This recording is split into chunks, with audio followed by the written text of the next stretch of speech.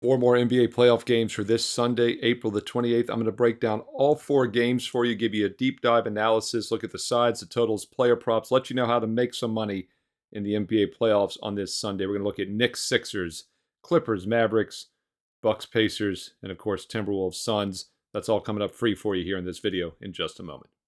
Hi, this is Steve Merril, WagerTalk.com, back here on WagerTalk TV, breaking down every NBA game as I've done so far throughout the playoffs, and I will continue to do so every game, every day for the next 2 months. If you're finding it useful, do me a couple quick favors. Thumbs up, like, and comment below. I honestly read all the comments. I reply back.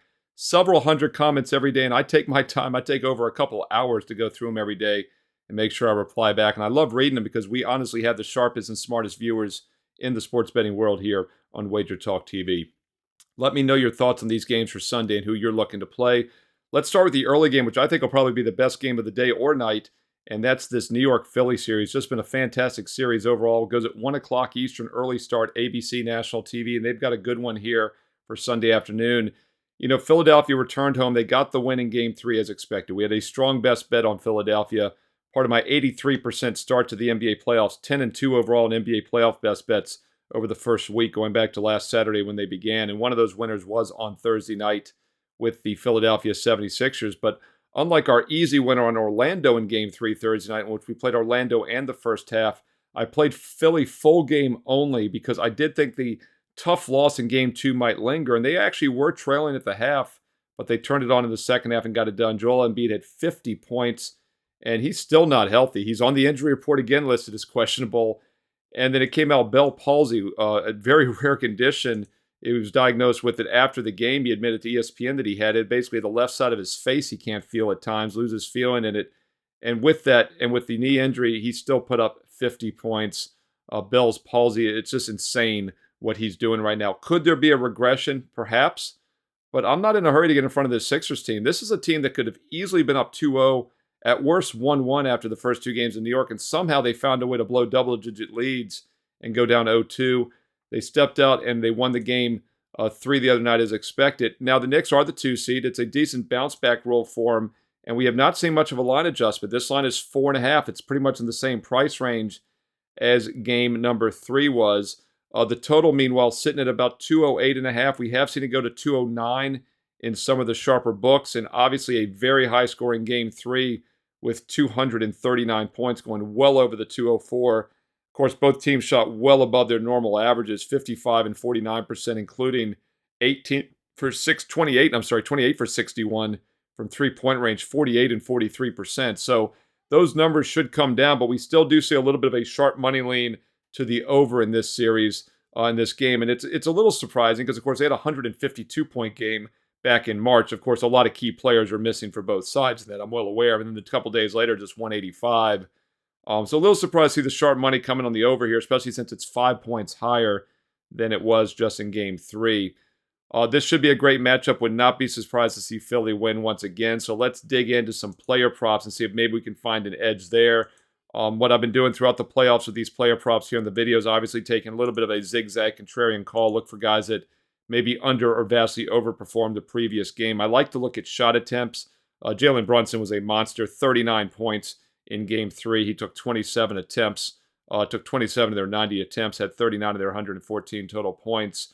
Other guys that had a lot of shot attempts, Josh Hart, once again, a big game, 20 points, but he was 50% from 3, 50% from the field, and he still got to 20. But the problem is his total has only been bumped from 13.5 up to 14.5. So although I do expect him to regress after scoring 20 or more in all 3 games, it's still well above his point total, so I'm not sure there's any value necessarily looking to fade him quite yet. Philadelphia is a two-man team. There's no question about it. Embiid and Maxey once again carried the way. They had 60-plus in the first 2. They had 75 combined in Game 3. I think what you want to try to do with a player prop for Philly is find that third guy, maybe the role player who could maybe step up. Obi Jr. had 38 points, had 15 points, 38 minutes, 15 points. His total's gone from 9.5 up to 10.5 here, but he did have a big Game 3 the other night. He got a lot of minutes, as I mentioned, playing almost as much as Maxey and Embiid, but he was 6 for 8 shooting. Can't shoot much better than that. Wasn't quite getting enough shot attempts. Tobias Harris is somebody interesting to talk about. He was 0 for 2 from three-point range, did not get to the free throw line. was 4 for 10 shooting, got only 8 points. He is somebody that's been very mediocre so far in the postseason. In fact, including the play-in game against Miami, he had only 9.7, 8, and 10 in his 4 games so far. He has stayed well under the posted total of 12, 12 and a half. So Tobias Harris is another guy I'd maybe look to fade. I do think he probably has a breakout game at some point. Maybe it comes here in game 4. But so far, he's been a vast underachiever for the Sixers. Let me know your thoughts on this game. Which way are you playing it? Side, total, player props? What jumps out to you here in game 4, and which I think is the most even matchup here of the first round in either the West or the East, and probably going to be the best game of the day here. By the way, Kyle Lowry is another guy that's interesting. Obviously, a veteran playoff performer, had some great runs with Toronto back in the day. He played 31 minutes, but he only had 5 field goal attempts. He was 3 for 5 shooting and still got to 9 points, but barely got any shot attempts and went over the 7.5. He had 8 and 18 in the other 2 games, yet his total is still at 7.5. If he doesn't get many shots, he could be worth a look and under. But once again, he's gotten over 7.5 in all 3 games. So like with Harris, I look for him to play a little better at times. I look for Lowry to regress. Just not sure it happens here in game 4. All right, let's move on to a game that has a lot of uncertainty at 3:30 Eastern, your other ABC national TV game for Sunday afternoon, and that's Clippers and Mavericks. Clippers, Kawhi Leonard still questionable. They're 0-2 since he's come back to the lineup. Of course, they won game 1 without him, and they've lost the 2 games with him. He is a very important player, especially in the postseason. Their best defensive player, their best overall playoff caliber player, in my opinion. The problem is he's not healthy, and we just don't know how that's going to affect the lineup. But now Doncic is on the injury report. Don't look now. NBA's leading regular season points leader, leading scorer per game, over 33 points a game. Doncic is on the injury report. I do expect him to play, but he might not be 100%.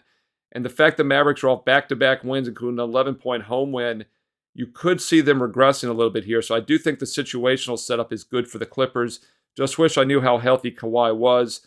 Wouldn't be surprised to see them come out strong, though, in the first half. Dallas could have a little bit of rust after back-to-back wins. Wouldn't be surprised to see them let down a little bit here. By the way, the Mavericks 6 straight unders, Clippers 5 straight unders, and obviously all 3 games in this series have stayed unders so far. And as far as the adjustment by the odds makers, we'll see if they continue to adjust it downward. They're going to pretty much have to. When you have 3 games that go under like that, you have no choice but to start bumping the total lower. Game 1 was 221.5. Game 2 was 216.5. Game 3 was 213. And now it's just 208.5. Some of that's because Doncic is on the injury report. But once again, this is 13 points lower than the total was back in game 1. Both teams shot around their normal percentages from the field, 45 and 46%. They still only got to 191 points. So the pace has definitely been slow, and that's why we see such an adjustment down. But once again, this is nearly a 13-point bump lower. Hey, let me know in the comments below. Do you think we finally get some value with the over in this one? I do think it's a decent bounce back spot for the Clippers. That would be my preferred side in this game 4 between the Mavs and Clippers. And by the way, this is the only one of the 4 Western Conference series that is not 3-0.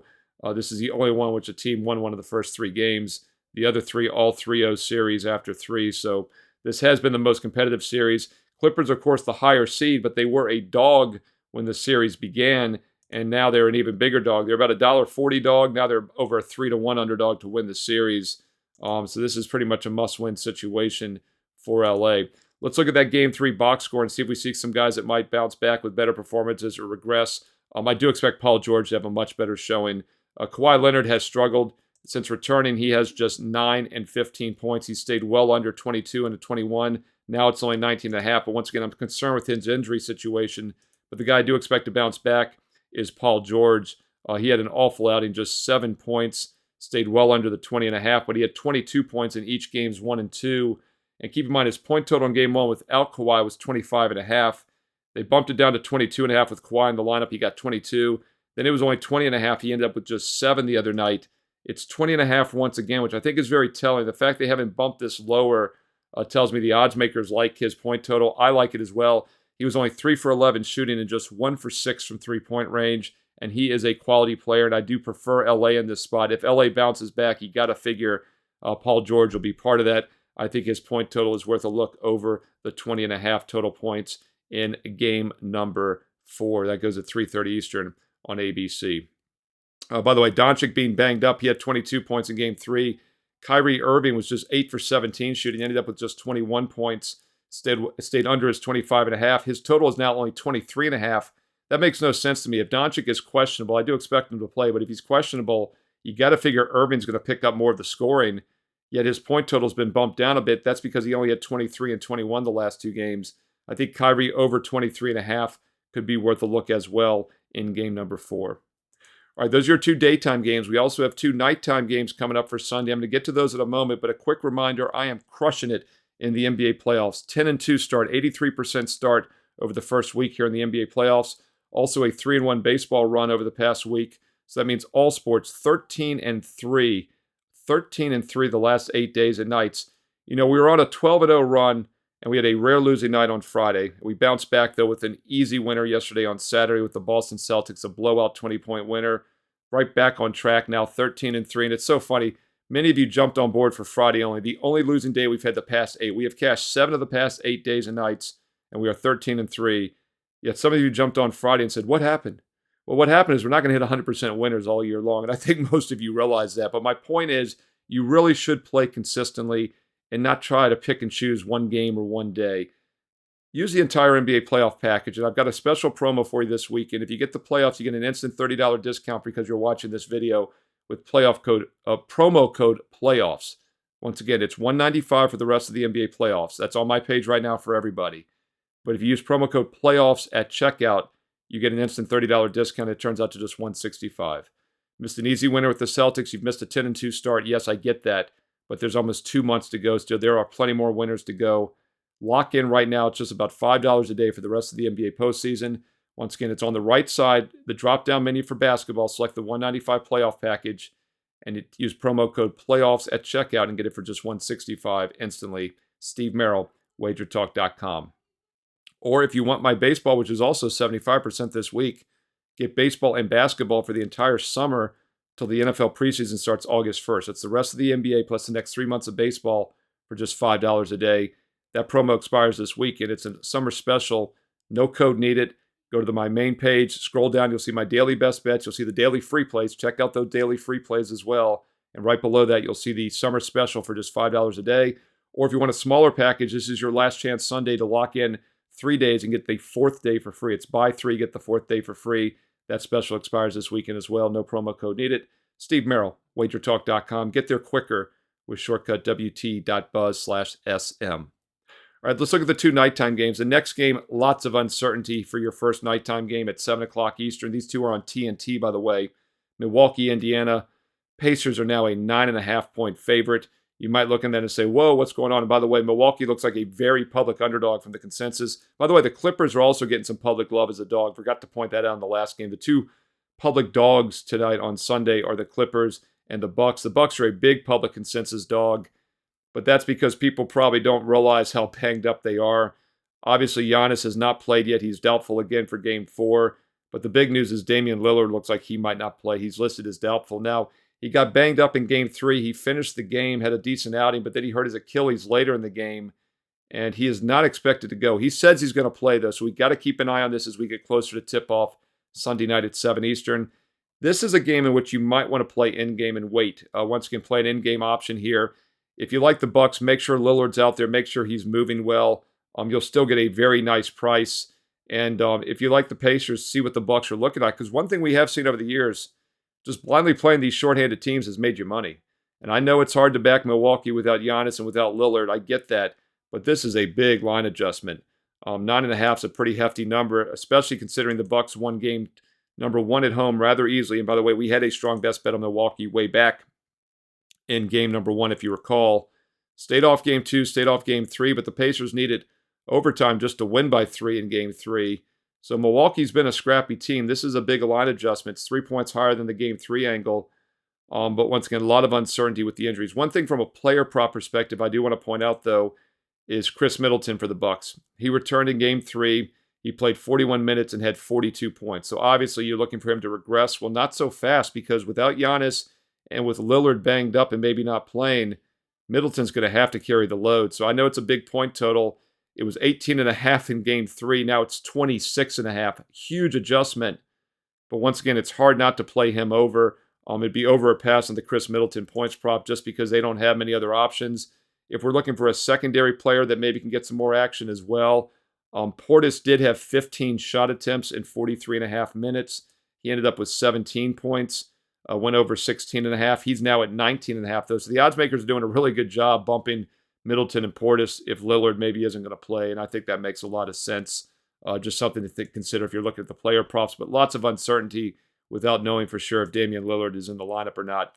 As far as Indiana, Pascal Siakam, he did regress a bit with only 17 points after putting up 73 points, 36 and 37 in games 1 and 2.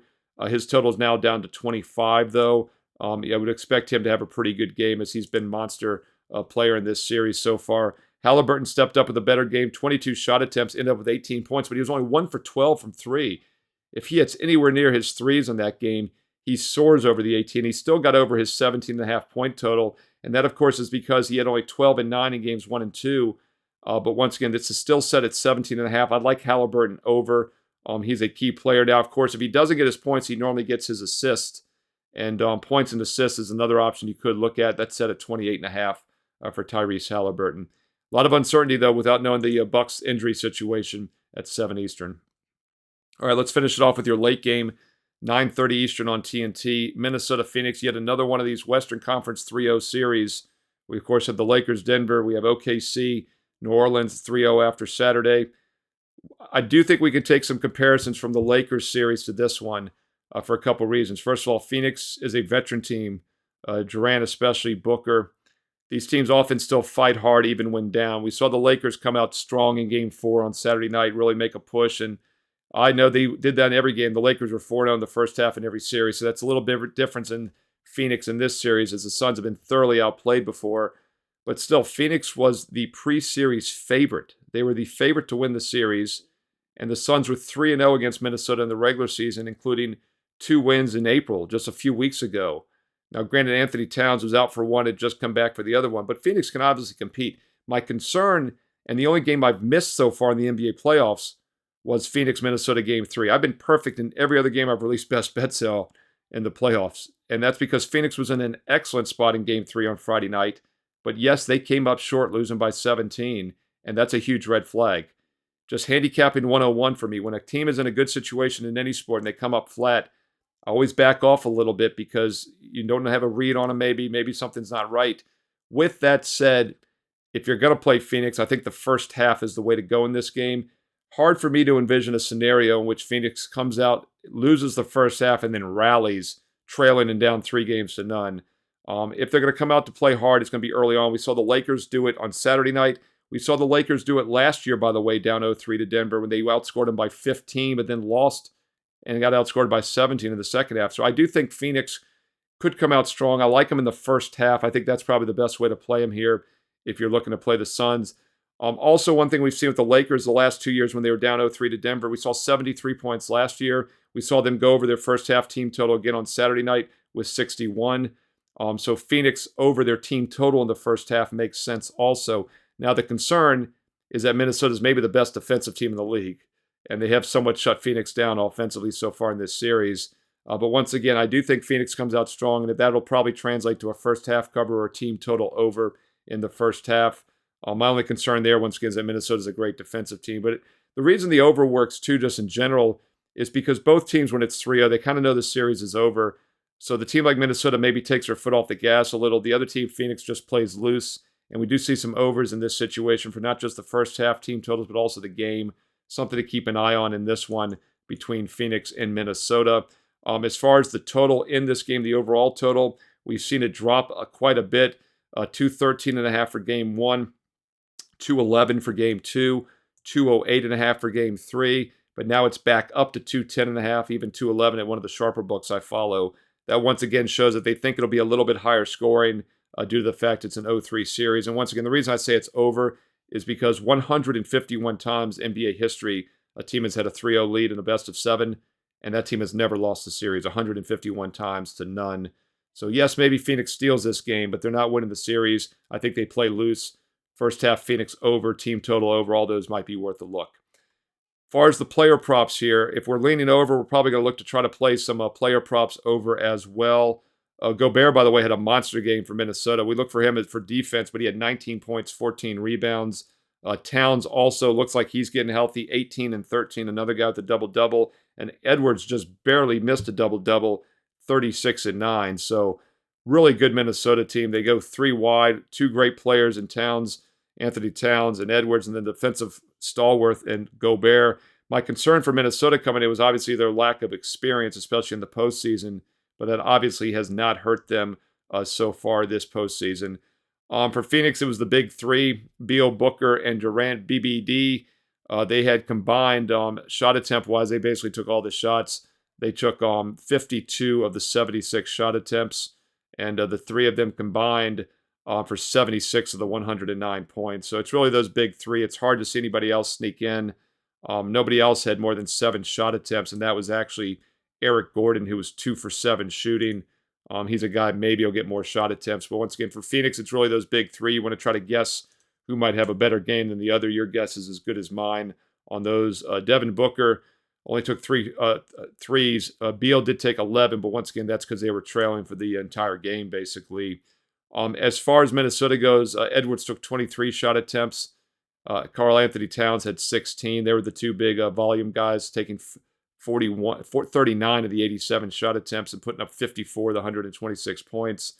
As I mentioned, Gobert probably regresses a little bit on his points, in my opinion. I think he's going to be more of a rebounder, defensive presence. But his total is only at 14, and he's had 14 or more in all 3 games. So there's really no value fading him right now. As other guys that maybe overachieved, no one really jumps out to me. Mike Conley was 6 for 11 shooting. He got to 15. His total's now been bumped from 11.5 up to 12.5 after the last 2 games. And he's had 15, 18, and 4 the last 3 games there. So not too many player props jump out to me for this one. But I do think Phoenix, if you're going to play them, you want to play them first half. They probably come out strong here. Even a Suns team total over in the first half might be worth a look. All right, that's my breakdown for the 4 games. We definitely have some uncertainty with the injury situations in those 2 middle games and definitely have some good games otherwise. Let me know your thoughts below. How do you want to play these games? What sides or totals are you looking at? Player props. Throw in some analysis as well. Let's learn and earn and win together here on WagerTalk TV. Don't forget, if you want my personal best bets for Sunday basketball and baseball on a nice 13-3 run since the NBA playoffs began last Saturday, I have won 7 of the 8 days since the playoffs began. 13-3 overall. Not a bad time to try out that summer special for just $5 a day. If you want NBA only, use playoffs for your promo code. Get $30 off the playoff package. Or if you want to buy 3 days and get the 4th for free, that offer is still available as well. All the information on my page right now, Steve Merril, WagerTalk.com. And also check out the daily free plays each and every day with analysis. Steve Merril, WagerTalk.com. Get there quicker with shortcut WT.buzz/SM. Be sure to thumbs up, like the video if you're finding it useful. Comment below. I read all the comments. And don't forget, click subscribe. We're now up over 151,000 subscribers. We hit 150 just 4.5 days ago, and now we're at 151. We are multiplying here, and I love it. I know pretty much all of you had subscribed already. If you're one of the new viewers, please click subscribe and hit the bell as well so you know when these videos go up. I'm doing every playoff game every day for the entire postseason. So hit the bell for instant alerts. Also, you'll get alerted when my free baseball plays go up throughout the week. Videos for those as well. And don't forget, follow me on Twitter at Steve Merril, 2 R's, 1 L, at Steve Merril on Twitter and X. And also follow me on Instagram. I post free plays throughout the week on IG. Follow me there along with Wager Talk. And stay tuned here to Wager Talk TV for more great baseball and basketball content coming up next.